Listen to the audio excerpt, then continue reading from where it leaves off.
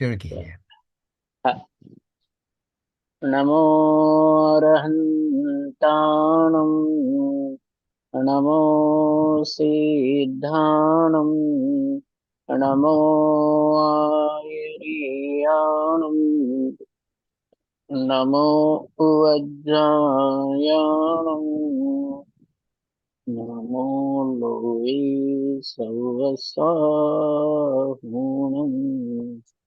मङ्गलं भगवान् वीरो मङ्गलं गौतमो गणी मङ्गलं कुन्दकुन्दार्यो जैनधर्मोऽस्तु मङ्गलम् सर्वमङ्गलमाङ्गल्यं सर्वकल्याणकारकं प्रदानं सर्वधर्माणां जैनं जयतु शासनम् जैनं जयतु शासनम् जैनं जयतु शासनम् मोक्षमार्गस्य नेतारम् विस्तारं कर्मभूभृताम् ज्ञातारं विश्वतत्त्वानां वन्दे तद्गुणलब्धये अनन्तधर्मणस्तत्त्वं पश्यन्ति प्रत्यगात्मनः अनेकान्तमयी मूर्तिर्नित्यमेव प्रकाशताम् निसंग है जो आयु समय निर्लेप है आकाश से निज आत्म में ही हरते जीवनन पर की आस से जिनके निकट सिंहादि पशु भी भूल जाते क्रूरता सुन दिव्य गुरु की अहो कैसी अलौकिक शूरता त्रिकालवर्ती सर्व पंच परमेष्टि भगवंतों की जय जय हो। हो। त्रिकालवर्ती सर्व अकृत्रिम कृत्रिम चैत्र चैत्यालयों की जय हो। त्रिकालवर्तिनी नित्य बोधिनी द्वादशांगमयी जनवाणी माता की जय हो। त्रिकालवर्ती तीन कम 9 करोड़ मुनिराजों की जय हो। परम उपकारी श्री गुरुदेव की जय हो। बहुत सुंदर भजन गाया था बहन ने, बहुत मधुर आवाज में। बहुत और हाँ, बहुत सुंदर बहुत गाया। सुंदर, बहुत ठीक कहा आपने। हाँ, हाँ, हाँ, अच्छा, बहुत अच्छा लगा। हाँ, और पूज्य गुरुदेव श्री के बारे में दो चार विकल्प पहले रख देता हूँ जो हाँ मेरे जी। मन में आ रहे हैं। उनकी स्लाइड दिखाई जाती, फोटो दिखाए जाते हैं। ये एक विकल्प ये आता है कि ये व्यक्ति तो स्फटिक मणि आदि के सिंहासनों पर होना चाहिए, ये छोटे मोटे सिंहासन पर क्यों है। हम्म। बहुत ही अलौकिक उपकार जीवों पर किया है, मूल मार्ग बता करके अलौकिक उपकार किया। एक विचार तो ये, दूसरा विचार ये कि आप लोग जितने भी जुड़े हैं औरों को जोड़िए, क्या अलौकिक बात बताइए, ये बताइए। और हमारे जन्म मरण का अभाव करने वाली बात उस महापुरुष ने कही है। हाँ खुद जी। जुड़े हैं, ये बहुत बड़े सौभाग्य की बात है। और पूज्य गुरुदेव श्री ने जो तत्व बताया वो सबके लिए, जीव मात्र के लिए हितकारी है, ऐसा समझा करके ये सबसे बड़ा उपकार आपका उस पर होगा। बेटा हो, बहन हो, भाई हो, माता पिता हो, जिसको भी आप जोड़ेंगे उसके ऊपर सबसे बड़ा, अरबों के, करोड़ों अरबों डॉलर से भी बड़ा उपकार होगा। और जन्म मरण का अभाव करने वाली बात ये है। उन्हीं के शिष्य आदरणीय लालचंद भाई, उनका ये 32 नंबर का बोल चले। पास में। 31वां 32वां बोल है। स्वाध्याय थी विचार जन्मे छे, विचार द्वारा निर्णय થાય છે અને निर्णय पूर्वक अनुभव થાય છે। तो इस बोल में एक बात तो स्पष्ट है कि स्वाध्याय अनुभव के लिए किया जाता है। स्वाध्याय का और कोई लक्ष्य नहीं है। पुण्य का संचय होता हो, न हो तो न हो, और लौकिक शांति मिलती हो, मिले नहीं मिले नहीं मिले, बात ये है, मूल बात जन्म मरण के अभाव वाली बात आत्मा के अनुभव की है। पूज्य गुरुदेव श्री ने इसी को मूल मंत्र की तरह प्रत्येक स्वाध्याय में समझाया है। हाँ जी। और इस यहाँ पर जो बोल उसमें 3 बातें हैं। विचार, निर्णय और अनुभव। कि मैं शुद्ध चैतन्य आत्मा हूँ, ऐसा विचार स्वाध्याय से ही हो सकता है, और मूल मार्गी स्वाध्याय से ही हो सकता है। आगम का विस्तार वो स्वाध्याय नहीं है। ग्रंथों का रटना ये स्वाध्याय नहीं है। अनेक ग्रंथों को जानना ये स्वाध्याय नहीं है। हम्म। और पिछले स्वाध्यायों में ये बात आई थी कि स्वयंभू रमन समुद्र में पंचम गुण स्थानवर्ती असंख्यात तिर्यंच है। हाँ जी। उनसे असंख्यात गुणे चतुर्थे गुणस्थानवर्ती तिर्यंच होते हैं। कई तिर्यंच ऐसे हैं कि जिनको शास्त्रों का ज्ञान नहीं है, तत्वों का नाम का पता नहीं। हाँ जी। अष्टपाउड में भी ये बात बताई कि बात तत्वों के नाम की याद करने की नहीं है। मैं कौन सा तत्व हूँ? मैं चैतन्य तत्व हूँ। शरीर जड़ ये मैं नहीं। मकान दुकान की तो बातें बहुत दूर की, मैं तो शुद्ध चैतन्य आत्मा हूँ। ध्रुव त्रिकाली ध्रुव अनंतानंत गुणों का पिंड वो चैतन्य तत्व मैं हूँ। ये विचार मूल स्वाध्याय से आता। मूल एडजेक्टिव और जोड़ रहा हूं मैं इस वजह से कि स्वाध्याय के नाम पर आगम का विस्तार करना, कर्णानुयोग आदि के विस्तार को जान लेना। मैं भी स्वाध्याय करता हूँ, लेकिन मुख्यतः उसकी नहीं होती। कर्णानुयोग के स्वाध्याय से दृढ़ता होती है, लेकिन दृढ़ता किनके होती है? कि जिनके शुद्ध चैतन्य का निर्णय हुआ है उनकी।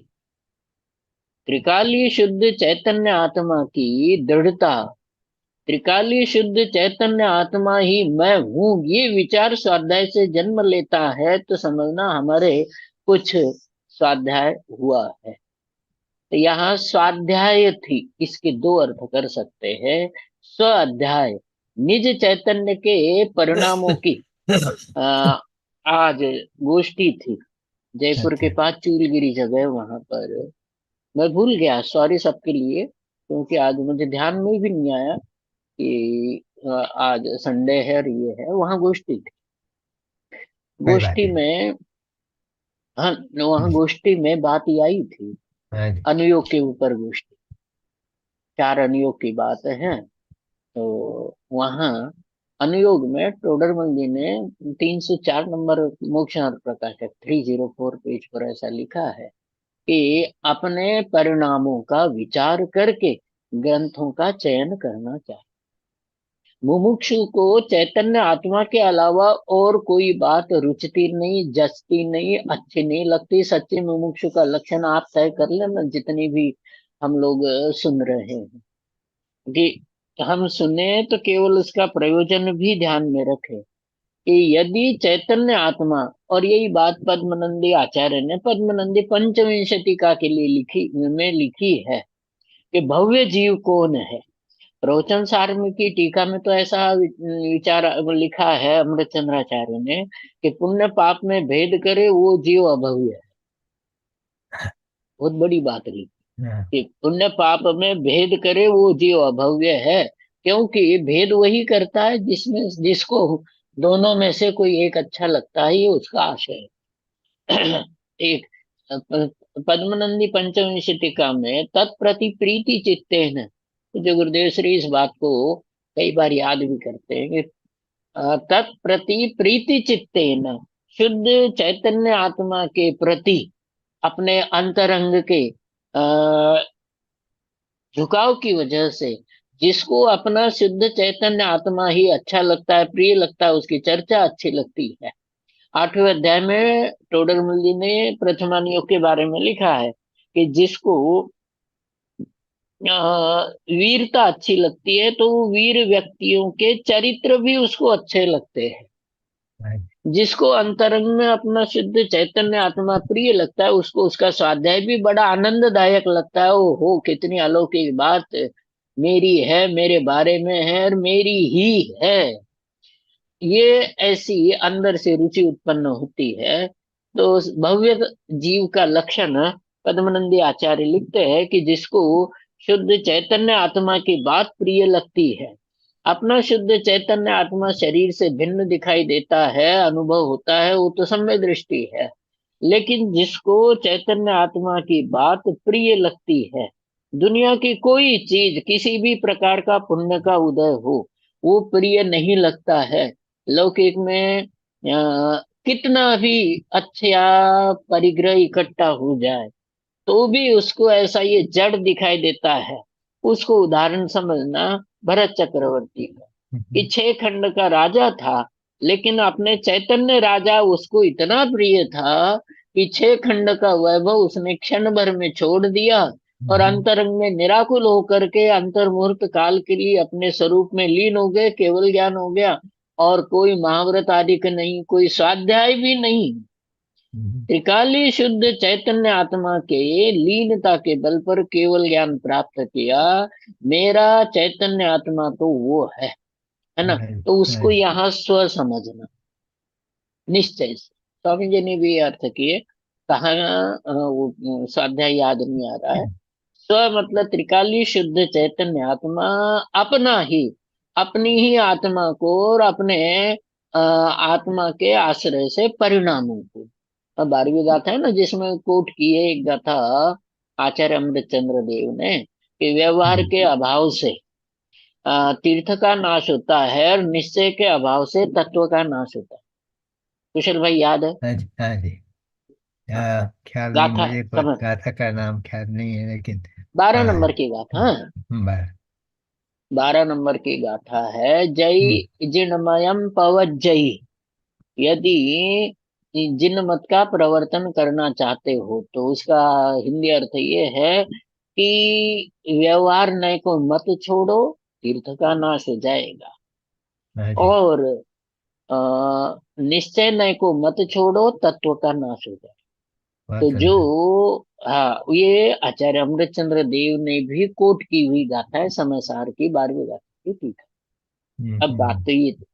अब इसका पूज्य गुरुदेव श्री ने अर्थ क्या किया कि तीर्थ तत्व का मतलब त्रिकाली शुद्ध चैतन्य आत्मा, और तीर्थ का मतलब उस चैतन्य आत्मा के आश्रय से हुई जो वीतराग परिणति है, सम्यक ज्ञान है, सम्यक श्रद्धान है, सम्यक दर्शन ज्ञान चारित्र, ये जो मोक्ष मार्ग की परिणति है, पर्याय है, उस पर्याय को तो उन्होंने कहा है तीर्थ। और त्रिकाली ध्रुव शुद्ध चैतन्य आत्मा को बताया उन्होंने तत्व। तो ऐसे अलौकिक व्याख्या। अब उसकी व्याख्या के आगे विस्तार ये है कि यदि त्रिकाली शुद्ध चैतन्य आत्मा को स्वीकार नहीं करोगे तो मोक्ष मार्ग की पर्याय कैसे प्रकट होगी। हाँ जी, हाँ जी। हाँ, त्रिकाली शुद्ध चैतन्य आत्मा राग रहित है ना, उसमें न मोक्ष है न मोक्ष मार्ग है, वो तो त्रिकाल मुक्त स्वरूप है। एक बात। हम्म, दूसरी बात, पर्याय में मोक्ष मार्ग नहीं मानोगे तो प्रकट कैसे करोगे। तो कहने का मतलब ये है हाँ कि जी। वो याद करने का प्रयोजन भी इतना ही है कि त्रिकाली शुद्ध चैतन्य आत्मा के आश्रय से, जिसको पूज्य गुरुदेव श्री ने तत्व कहा, और मोक्ष मार्ग को उन्होंने तीर्थ कहा। जिससे तरा जाता है वो तीर्थ है, और जिससे तरा जाता है उसको हम्म, तत्व। हाँ जी। बात समझ में आ गई? हाँ जी। जिससे तरा, हिंदी भाषा समझ में आती है? हाँ जी। हाँ। जिससे तरा जाता है वो तो कहलाता है तत्व, है ना। और जिसमें तरा जाता है वो पर्याय, वो कहलाती है तीर्थ। तो हाँ कहने का जी। मतलब मोक्ष मार्ग और मोक्ष, सुख, आनंद, शांति, सब कुछ अपने भीतर ही है। बाहर खोजने वाला मिथ्या दृष्टि है, बाहर मानने वाला मिथ्या दृष्टि, है ना। अब मूल स्वाध्याय की बात क्यों आई? तो मूल स्वाध्याय की बात इसलिए आई कि भाषा समझ लीजिए, व्यवहार से होता है और व्यवहार होने पर होता है। बात दोबारा रिपीट हम्म। करता हूँ। व्यवहार से। व्यवहार से होता है और व्यवहार होने पर होता हम्म। है। बात समझ में आ गई? दोबारा, हम्म। स्वाध्याय से होता है और स्वाध्याय होने पर होता है। दोबारा, कि ये जो लोग निमित्त से होता है, स्वाध्याय से होता है, व्यवहार से होता है, व्यवहार से निश्चय मानना और व्यवहार होने पर निश्चय मानना, इसमें बड़ी हाँ। भूल है।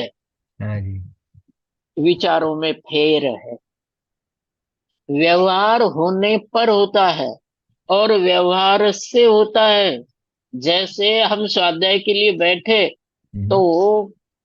शुद्ध चैतन्य आत्मा की चर्चा होती है और बैठने मात्र से होती है। जमीन आसमान का अंतर आता है। और हाँ जी। पूज्य गुरुदेव सिंह ने शास्त्रों के अर्थ इसी तरह से खोल खोल करके जो बताए, और जैसे उन्होंने बताए, वो है मूल स्वाध्याय। हम्म। मूल स्वाध्याय इसलिए है कि दुनिया की गाड़ी पेट्रोल से चलती है, सोनगढ़ की गाड़ी बिना पेट्रोल के चलती है, पूज्य गुरुदेव श्री खुद कहते थे। हाँ, तो लोगों को यूं लगता है कि सोनगढ़ की गाड़ी बिना पेट्रोल से चलती है। हम्म। वो दो द्रव्य की, दो परमाणुओं की, दो पर्याय की, दो गुणों की नेता। और त्रिकाली ध्रुव की स्वतंत्रता वाली बातें थी। हाँ उसको जी। मजाक में ऐसा बना लिया है।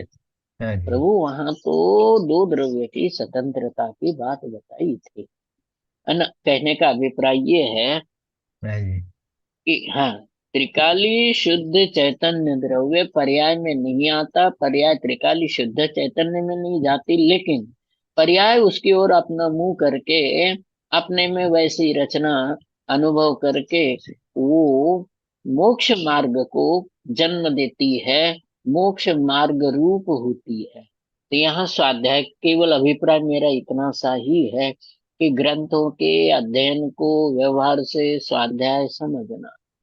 जो अपन ये लालचंद भाई के सिद्धांतों की सरवाणी पढ़ रहे हैं, तो ये जो है, ये व्यवहार से स्वाध्याय है। निश्चय से तो चाहे बैंसरी के वचनामृत हो, समय सार हो, चाहे ये शब्द हो, हमें तो इन शब्दों के द्वारा अपने शुद्ध चैतन्य आत्मा का ही विचार करना है। देखो यही बात यहाँ लिखी, स्वाध्याय थी विचार जन्मे छे, है ना। तो किसके विचार? ज्ञान के विस्तार के विचार नहीं, ज्ञान के चैतन्य में डूबने वाले विचार की बात है। बात समझ में आ गई? हम्म। द्वादशांग जिनवाणी था, उसका कोई अंत नहीं। स्वाध्याय जीवन भर करते रहेंगे तो अंतिम समय तक भी, और बुद्धि इतनी अल्प है कि पहले किया हुआ स्वाध्याय भूल जाएंगे। तो कहने का मतलब लौकिक स्वाध्याय की बात मोक्ष मार्ग में है ही नहीं, हम्म। होती नहीं। निश्चय से स्वाध्याय की, मूल स्वाध्याय की बात है। वहां स्व शब्द का अर्थ चैतन्य आत्मा ही है। अधि मतलब आधार से, अय मतलब विचार करना, गमन करना, उसमें लीन हो जाना। कि त्रिकाली ध्रुव शुद्ध चैतन्य आत्मा वो मैं स हूँ, और उसके आधार से जो मुझे विचार आते हैं, है ना, उन विचारों को ही यहाँ लेना। इसमें इतना है, इस गुणस्थान में ये होता है, न दर्शन का उपशम होने वालों का मरण नहीं होता, चारित्र के उपशम करने वालों का मरण होता है, ऐसे सिद्धांतों की भरमार है। हाँ जी। लेकिन मूल सिद्धांत तो ये है, पहला सिद्धांत और अंतिम सिद्धांत जो पूरे धर्म को उत्पन्न करता है, धर्म का विस्तार करता है, धर्म को पूर्ण करता है, सुख को उत्पन्न करता है, विस्तार करता है, पूर्ण करता है, शांति तत्काल प्रकट करने वाला एक ही विचार है। और वो ही एक विचार पूरे द्वादशांग में फैला हुआ है कि मैं त्रिकाली शुद्ध चैतन्य आत्मा हूँ। प्रभु इतना निर्णय करो तो बस, है ना। हिंदी भाई भी कहते थे स्वामी जी हम्म, से सुन करके ही, इतना कर तो बस, कि इतना ही निर्णय, इतना ही विचार, इतना ही अनुभव, चिंतन मनन जीव को सदा काल निरंतर रखना चाहिए, रहना चाहिए। बात विचार की, कि बात विचार किसका, प्रश्न अगला ये है कि पंडित जी को चारों अनुयोगों का ज्ञान है, कि प्रभु पंडित जी ही नहीं है, जिसको चैतन्य आत्मा का ज्ञान है वो असल में पंडित है। बात क्योंकि समझे। पंडित शब्द की व्याख्या आती है, हिताहित विवेकिनी बुद्धि पंडा। हेतु और अहित का विचार करने वाली बुद्धि को पंडा कहते हैं। और वो पंडा नाम की बुद्धि जिसके भीतर पाई जाती है वो पंडित है। पहले हित और अहित का विचार करो। अरे जहां पर्याय का विचार करने को भी अहित बताया, शुभ भाव आते ही अहित दिखाई देता है। ऐसे हम्म, चैतन्य का अवलंबन लेने वाले चैतन्यावलंबी विद्वान हो अथवा मुनिराज हो, हैं, सच्चे विद्वान, सच्चे मुनिराज, सत्य श्रोता, जिनको कि अपने त्रिकाली शुद्ध चैतन्य आत्मा का विचार ही उठता है, अपने चैतन्य आत्मा का ही चिंतन मनन चलता है कि हम्म, मैं त्रिकाली शुद्ध एक परम पदार्थ हूँ, पर्याय भी मुझे स्पर्श नहीं करती, अपनी अस्थि किसमें स्थापित हूँ, कि स्वभाव सुख गई परभाव दुख गई। ये अष्टपाहुड़ में कहा कि जो अपने पर्याय में अपने आप को लीन मानता है वो जीव दुर्गति में जाता है। हम्म, स्वभाव त्रिकाली ध्रुव चैतन्य आत्मा में जो लीन रहता है वो जीव मोक्ष को प्राप्त करता है। इतना सा जान करके पर्याय का भी जिसको विचार नहीं आता है, मैं एक त्रिकाली शुद्ध चैतन्य आत्मा हूँ, ऐसे भीतर जो स्थापना करता है, विचार करता है, निर्णय करता है, अनुभव करता है। यहाँ प्रक्रिया बता रहे कि स्वाध्याय थी, मुझे तो केवल एक ही बात बतानी कि स्वाध्याय एटले शु, है ना।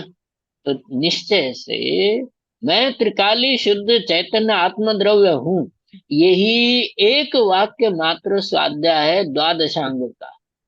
पूरे द्वादशांग का स्वाध्याय एक पंक्ति में कहे, तू प्रभु है, तू त्रिकाली शुद्ध चैतन्य द्रव्य है, तू अनंत अनंत गुणों का भरा हुआ पिंड है। ये द्वादशांग का एक पंक्ति का स्वाध्याय। इसी से मोक्ष मार्ग, इसी से सुख, इसी के विचारों की वृद्धि को, इसी में स्थिरता की वृद्धि को गुण स्थान का बढ़ना कहते हैं। तो प्रभु बात समझ में आती है, आनी चाहिए, और यही काम की बात है कि मैं त्रिकाली शुद्ध चैतन्य आत्मा हूँ, है ना। ये द्वादशांग का सार और द्वादशांग का स्वाध्याय और द्वादशांग में से निकला हुआ अमृत है। इसी के बल पर समाधि मरण, इसी के बल पर अनुभव, इसी का श्रद्धान सम्यक दर्शन। अब जो एक वाक्य, बाकी द्वादशांग के वाक्य एक तरफ, उनके स्वाध्याय से सम्यक दर्शन हो नहीं हो, कोई होगा नहीं होगा, बाद में होगा, परंपरा से होगा, लेकिन साक्षात अनुभव की बात, साक्षात श्रद्धान की बात तो इतनी सी ही है कि सभी जीव द्रव्य दृष्टि से जो निगोद में सोई, मुझ में सोई मोक्ष मगधार, अंतर भेद कछु भी नाही, भेद अरे गिने संसार। बात ऐसा समझे। जो कहा जाता है वो हम्म, त्रिकाली शुद्ध चैतन्य आत्मा को ध्यान में रख करके, कि प्रभु अंतरंग में तेरी प्रभुता है, अंतरंग में उस प्रभुता के कारण से तू प्रभु है, तेरी प्रभुता ऐसी अखंड है, प्रभुत्व शक्ति तेरे भीतर है, अखंड प्रतापशालित्व लक्षणा प्रभुत्व शक्ति, कि प्रत्येक निगोद हो, एकेंद्रिय हो, पंचेंद्रिय हो, नारकी हो, देव हो, तिर्यंच हो, प्रत्येक द्रव्य जो चैतन्य आत्मा है वो भीतर तो समान है। उस समान अर्थात सब में विराजमान वो त्रिकाली चैतन्य प्रभु की बात है ना। उस त्रिकाली शुद्ध चैतन्य ज्ञायक भगवान आत्मा का विचार, ये विचार है सच्चा विचार, तारने वाला विचार। देखो विकल्प दो तरह के, एक विकल्प है जो विकल्पों में उलझा देता है, और एक विकल्प ऐसा है जो निर्विकल्प कर दे। कौन सा विकल्प अच्छा है? कोई डाउट नहीं जो कि वो निर्विकल्प करे। विकल्प, हाँ हाँ हाँ जी, वो विकल्प अच्छा है जो निर्विकल्प कर दे, और वो विकल्प बुरा है जो विकल्पों में उलझा दे। तो अब सुनो जवाब, कि त्रिकाली शुद्ध चैतन्य आत्मा का विकल्प निर्विकल्प करने वाला है। बाकी पर्याय का, संसार का, विषय भोगों का जो विकल्प है वो विकल्पों में उलझाने वाला है। विकल्प उपदेश की बात है, विकल्प करो तो ऐसा करो कि निर्विकल्प हो जाओ, निर्विकल्प होने के लिए विकल्प करो। बात समझ में आ रही है? त्रिकाली शुद्ध चैतन्य आत्मा का विकल्प वो निर्विकल्प होने के लिए होता है, क्योंकि त्रिकाली शुद्ध चैतन्य आत्मा का विकल्प उसकी मुख्यता से हो, उसकी ओर ढलता हुआ हो, तो वो जीव जो है पंच लब्धियों में कहे तो करण लब्धि में पहुंच जाए, और करण लब्धि में वो जीव सम्यक दर्शन को प्राप्त करने वाला है। लेकिन कैसा, क्यों प्राप्त करेगा, प्रश्न ये है कि त्रिकाली शुद्ध चैतन्य आत्मा ये निर्विकल्प चैतन्य तत्व है, और निर्विकल्प के आश्रय से ही निर्विकल्प हुआ जाता है। पर्याय और बाकी संसार के जितने भी पदार्थ है वो निर्विकल्प नहीं है, परिणति वाले हैं, बदलते रहते हैं। ये उसके पीछे का तर्क है। तो विचार करो निर्विचार होने के लिए, तो विचार किसका करे कि निर्विचार हो जाए? पर्याय के विचार से निर्विचार नहीं होते, शरीर के विचार से निर्विचार नहीं होते, भोगों के विचार से भी निर्विचार नहीं होते, है ना? तो ये जो विचार जन्मे छे लिखा है ना, ये स्वाध्याय से विचार जन्मे छे, विचार थी निर्णय थाय छे, है ना? और विचार थी निर्णय पूर्वक अनुभव थाय छे। मूल बात कौन, ये सारा वर्णन कर दिया। सारे वर्णन में बारात बहुत लंबी, हिंदी का उदाहरण है, समझ लो। ये बारात बहुत लंबी है, दुलाई नहीं है, तो उसको बारात नहीं भीड़ कहते हैं। हिंदी समझ में आती है ना थोड़ी थोड़ी? हम्म, दूल्हा समझ में आ गया, जिसकी शादी होनी है ना? बाकी उसके पीछे चलने वाले, है ना, परिवार वाले, सब वो कहलाते हैं बाराती, हिंदी में। हाँ हाँ जी, हाँ गुजराती में जी। समझ गया ना? हाँ जी। तो जो दुलाई नहीं हो, तो मूल एक बात बताओ, हम्म, पूरा समय सार पढ़ रहे, प्रवचन सार पढ़ रहे, पाहुर पढ़ रहे, नियम सार पढ़े, ये सब पढ़ते हैं किस लिए? वो तो त्रिकाली हाँ शुद्ध चैतन्य आत्मा के निर्णय के लिए पढ़े जाते हैं। हाँ निर्णय हो जाए तो स्वाध्याय में नहीं उलझते, चैतन्य आत्मा में उलझा जाता है। तो यहाँ क्यों, कि यदि चैतन्य आत्मा का लक्ष्य नहीं है आगम का, रोडरमल जी ने तो वो उदाहरण दिया कि जैसे कोई आदमी भूसे को कूटता है तो चावल नहीं मिलते। हाँ जी। अ, सब स्वाध्यायी जीव है, हम्म, भद्र परिणामी लोग हो आप, कि जिनको चैतन्य आत्मा की बात अंदर से रुचती है ना? स्वाध्याय भी बहुत है आप लोगों का, है ना? कईयों का तो बहुत ज्यादा ज्यादा भी है, लेकिन बात ये है कि टोडर मल्ली ने स्वाध्याय को ऐसा बताया कि बिना लक्ष्य का स्वाध्याय ऐसा है, जिसमें चावल है उस धान को कूट, धीरे धीरे बता रहा हूँ, आप अपने हम्म, ट्रांसलेट कर लेना इंग्लिश में और हम्म, आपके गुजराती में, कि जिसमें चावल है ऐसे को धान कहते हैं। हाँ उसको जी। कूटोगे तो उसमें से चावल मिलेगा, भूसा अलग हो जाएगा। हम्म, लेकिन जिसमें चावल नहीं है, ऐसे कचरे को कूटोगे तो क्या होगा? कुछ नहीं तो मिलेगा। ऐसे ही, हाँ, बिना प्रयोजन के स्वाध्याय नहीं होता। और प्रयोजन क्या होना चाहिए? तो प्रयोजन तो एकमात्र त्रिकाली शुद्ध चैतन्य आत्मा क्यों होना चाहिए? क्योंकि उसके अनुभव के बिना अनादिकाल से संसार में भटक रहा हूं, दुखी होकर के भटक रहा हूं, और संसार में ही भटकता रहूंगा, अशांत दुखी रहूंगा। तो जो औषधि अनंत अनंत ज्ञानियों ने बताई, दवाई मेडिसिन जो अनंत अनंत हम्म, ज्ञानियों ने बताई, वो इतनी सी दवाई है, बहुत छोटी सी खुराक है, कि हम्म, मैं त्रिकाली शुद्ध चैतन्य आत्मा हूँ, बस इतनी सी खुराक है।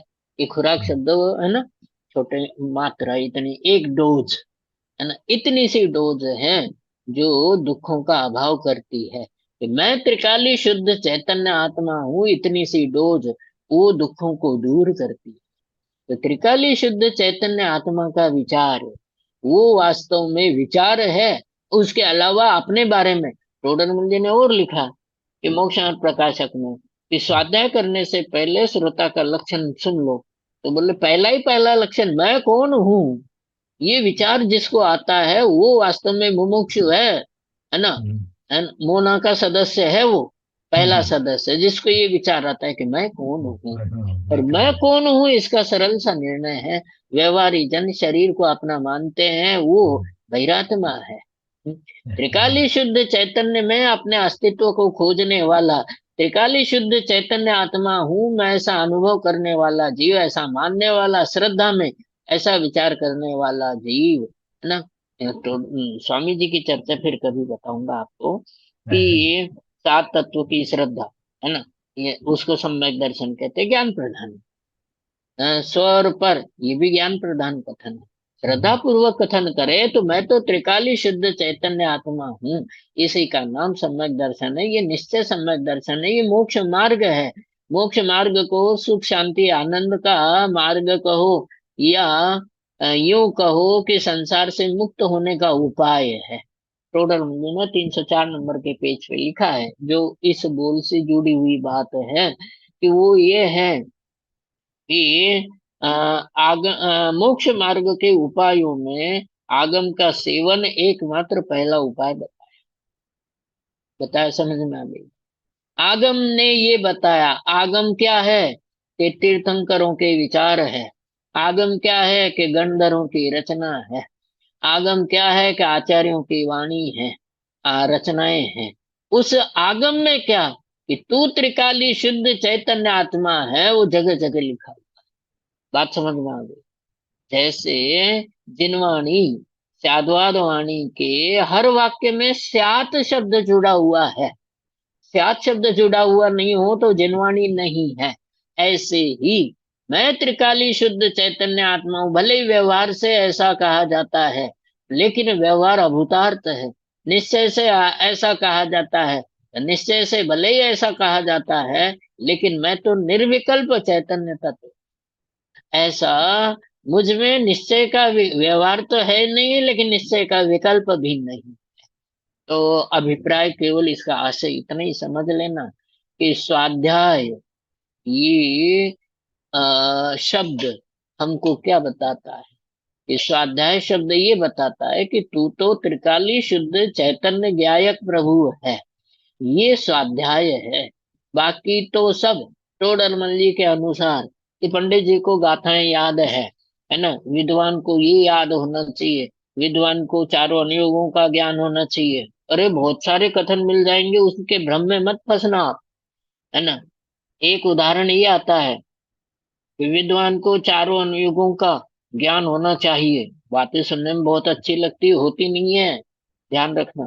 कैसे, ये उदाहरण क्या दिया, कि जैसे एक खाट पर सोने के लिए उस खाट के चारों पैर सही होने चाहिए, एक भी टूटा हो तो खाट पे नींद अच्छी नहीं आती। इसलिए वक्ता को, विद्वान को चारों नियमों का ज्ञान होना चाहिए। इस ज्ञान को भी आप एक तरफ रखना, तो किसी अलग प्रकार के प्रयोजन से है।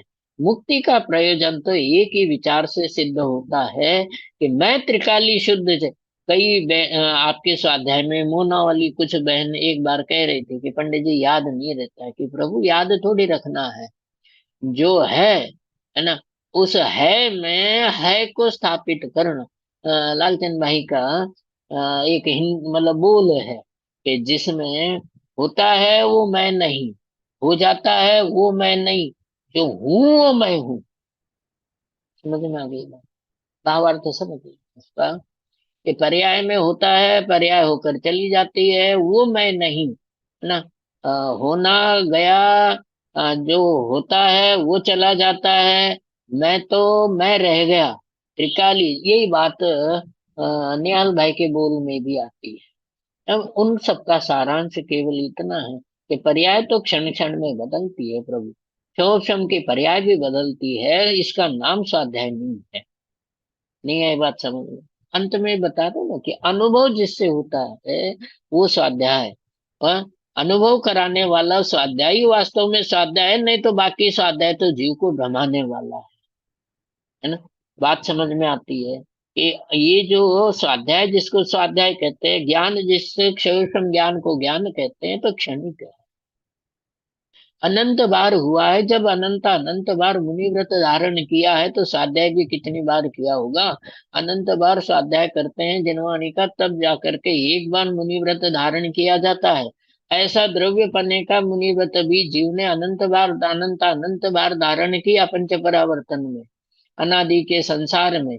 तो अनंत अनंत बार जब मुनि व्रत धारण किया तो उसको अनंत से गुना करो तो स्वाध्याय हो गया। लेकिन आज भी संसार में है, क्योंकि मैं त्रिकाली शुद्ध चैतन्य आत्मा हूं, ऐसा विचार उसके भीतर पर्याय में जन्म नहीं लेता।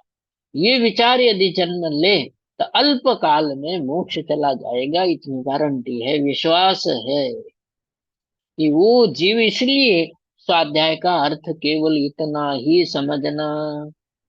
बात समझ में आ गई? बात समझ जो, में समझ। हाँ जी, मूल बात यही है कुशल में। मूल बात तो इतनी सी है। न मुझे आपसे कुछ चाहिए, है ना। और टोडरमल जी ने लिखा है 8वें अध्याय में कि मिथ्या दृष्टि जीवों को, अज्ञानी जीवों को मोक्ष मार्ग का उपदेश दे करके तीर्थंकर जो उपकार करते हैं, उससे बड़ा उपकार जीवों पर कोई दूसरा होता ही नहीं। वही विचार आता है। मैं कोई उनकी वो नहीं कर रहा हूँ, उनके मार्ग की भी बात नहीं बता रहा हूँ। मूल बात क्या है उस पर जोर देने की बात है ना। तो ये सारे विचार भूल जाए।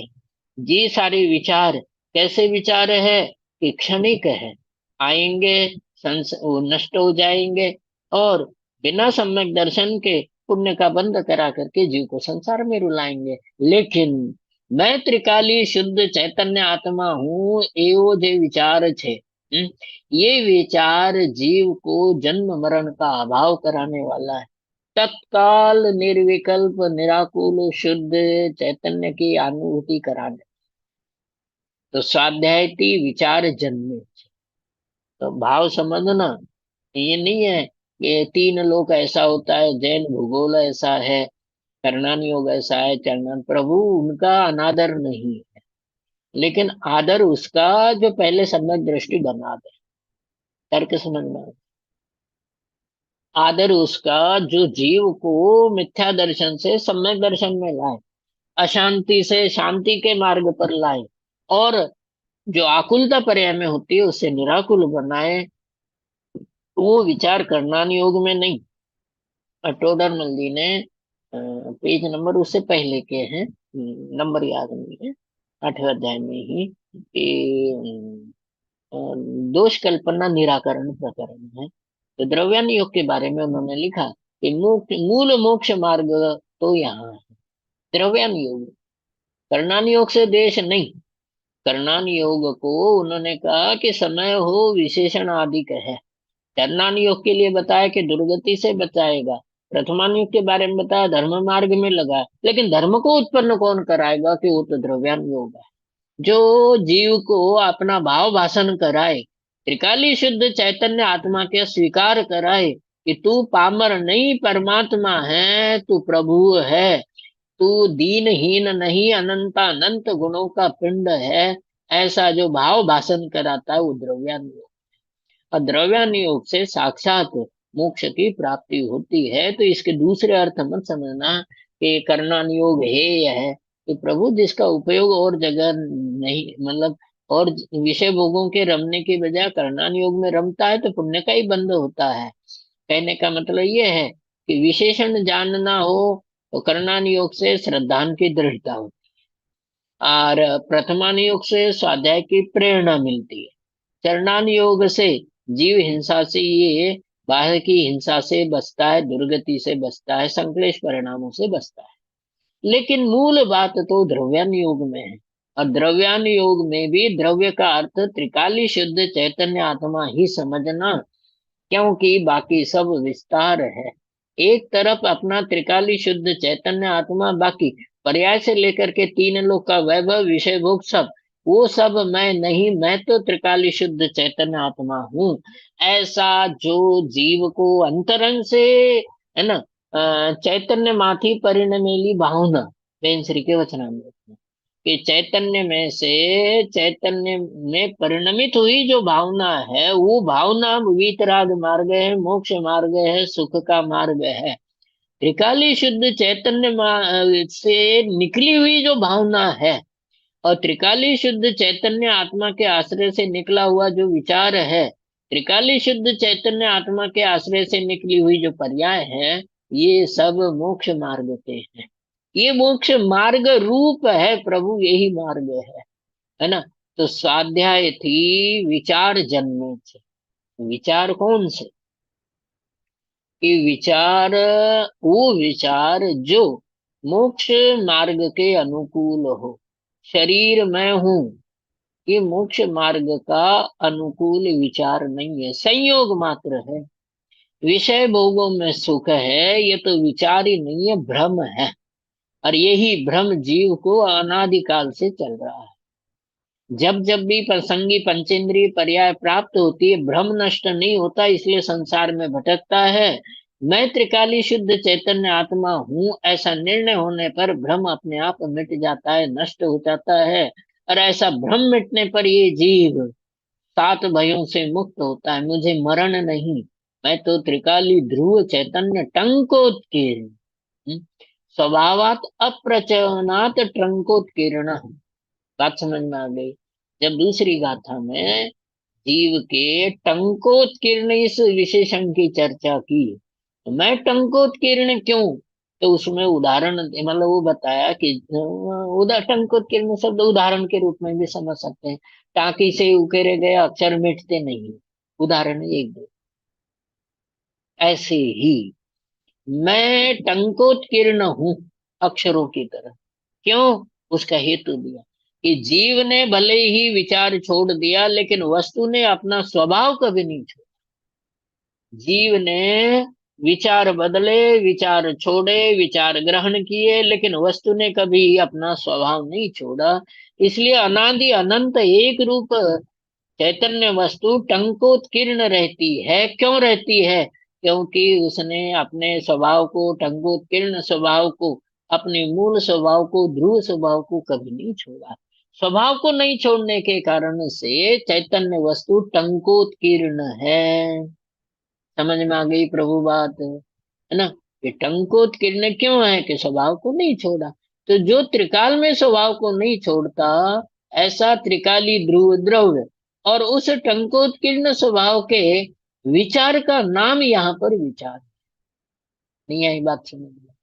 कि मैं ऐसा हूं अंतरंग से, जिसको ये बात रुचती है, जचती है, समझ लो उसके परिणाम स्वाध्याय कर रहे हैं। मैं कुशल भाई हूँ, मैं फला व्यक्ति हूँ, ऐसा हूँ। अरे प्रभु, ये तो सब पर्याय की परिणमित होने वाली बातें हैं, इनके तरफ विचार भी मत करो। इतना सा कोई जीवन कीमत नहीं। है, क्या कीमत है? मोक्ष मार्ग में तो है ही नहीं, पुण्य की ही कीमत नहीं है, तो ये छोटे मोटे पुण्य की बात है क्या? दो विचार हमेशा याद रखना, कि न भय न अतिशय। न किसी त्रिकालीय आश्रय लेने वाले व्यक्ति को भय नहीं होता, और बाहर के किसी के पुण्य के उदय को देख करके अतिशय नहीं लगता। ये क्षणिक है, क्या है इसमें? स्वामी जी की भाषा में कहे कि धूल छे। बात समझ में आ गई? हम तो पैसे को, रुपए पैसे को, मकान दुकान को इतना मूल्य नहीं देते, क्योंकि हम उस गुरु के शिष्य हैं जो यथार्थ बात ये कहते थे, ये तो धूल माटी है। स्वामी जी ने वो बताया था ना, कि एक महाराज राजकोट का स्वाध्याय में आया था, तो उसके लिए कहा कि महाराज, जो छोटा मांगता है वो छोटा मांगन छे भिखारी, और जो ज्यादा मांगता है वो बड़ा भिखारी। तो महाराज ने बेकार भी कहा कि महाराज, हाँ, कि महाराज है। आप सही कहते हैं। बहुत बड़ा, मतलब जितना बाहर के विचारों में फंसना, उतना अपने आप को मुमुक्षुता से दूर ले जाना है, मोक्ष मार्ग से दूर ले जाना है। जितना त्रिकाली चैतन्य के विचारों के पास रहते हो, उतना मोक्ष मार्ग के पास रहते हैं। और उसमें से ही नियम है, त्रैकालिक नियम है, कि चैतन्य का विचार करने वाला ही चैतन्य का अनुभव करता है। त्रिकाली ध्रुव चैतन्य रूप अनुभव करने वाला ही त्रिकाली चैतन्य ध्रुव का अनुभव करता है। जिसको ये विचार ही नहीं आता, वो अनुभव कहाँ से करे? जिसको विचार बार बार नहीं आता, उसको जल्दी अनुभव कहाँ से होगा? तो त्रिकाली शुद्ध चैतन्य आत्मा का विचार, ये प्रभु मूल बात है आज, है ना। स्वाध्याय थी विचार जन्मे छे, टोडरमल जी ने भी लिखा। और टोडरमल जी ने प्रवचन सार का कोटेशन देकर के एक बात और कही है कि आगम का सेवन, संयम का पालन, है ना, ये सब बिना आत्मज्ञान के कोई कार्यकारी नहीं। कुशल भाई समझ में आ गई? दोबारा बताऊं ये बात। ये आगम का सेवन हो, मतलब ज्ञान हो शास्त्र, हम्म, हम्म, संयम का पालन हो, कितना भी संयम का लोक व्यवहार में पालन करे, परंतु इनकी हाँ, बुराई नहीं है, वो करने वाला करे जिसकी परिणति है। लेकिन आगम ज्ञान के, आत्मज्ञान के बिना ये कार्यकारी नहीं है। हिंदी में कार्यकारी, इनका कोई मतलब नहीं। इनसे स्वामी जी की भाषा में कहे कि बिना अंक के बिंदियां हैं।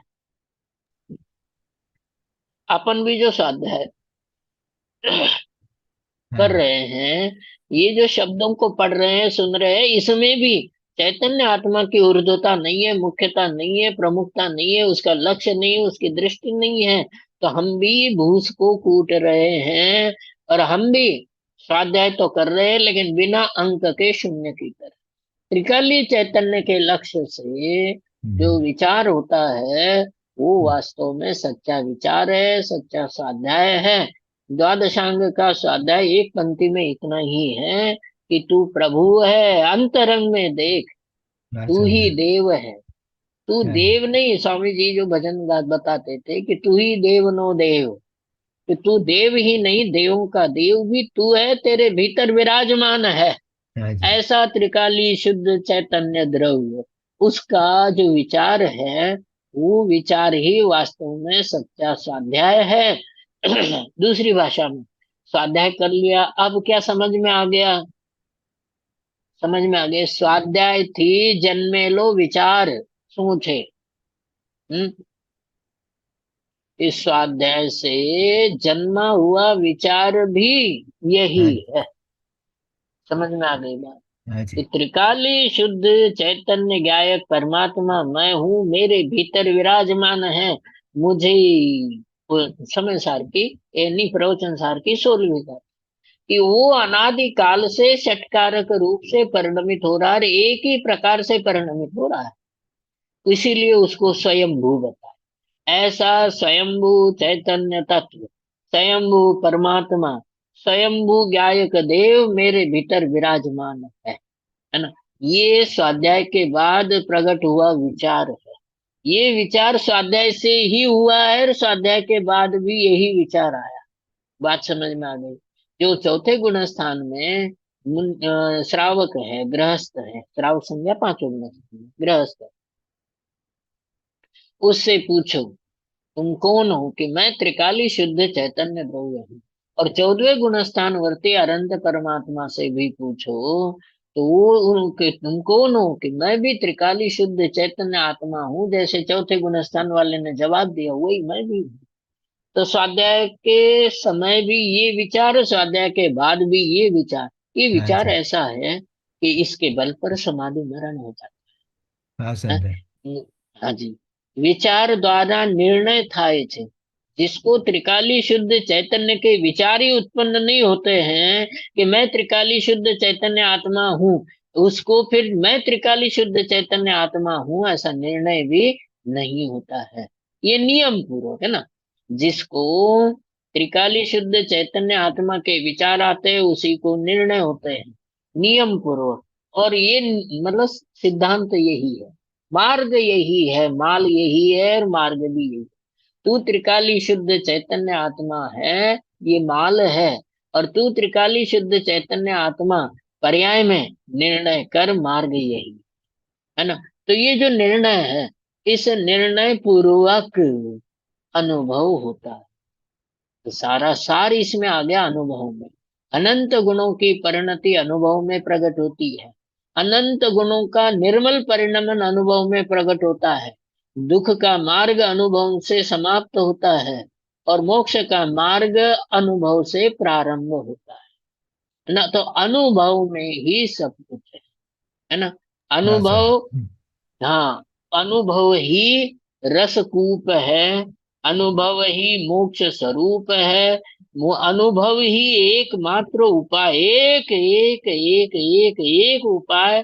त्रिकाली शुद्ध चैतन्य आत्मा मैं हूं ऐसा विचार करके, त्रिकाली शुद्ध चैतन्य आत्मा मैं हूं ऐसा निर्णय करके, विचार क्षोभशम से होता है, निर्णय पुरुषार्थ से होता है, और अनुभव भी श्रद्धान के साथ जो पुरुषार्थ है उससे होता है। ये अनुभव जीव को एकमात्र मोक्ष में ले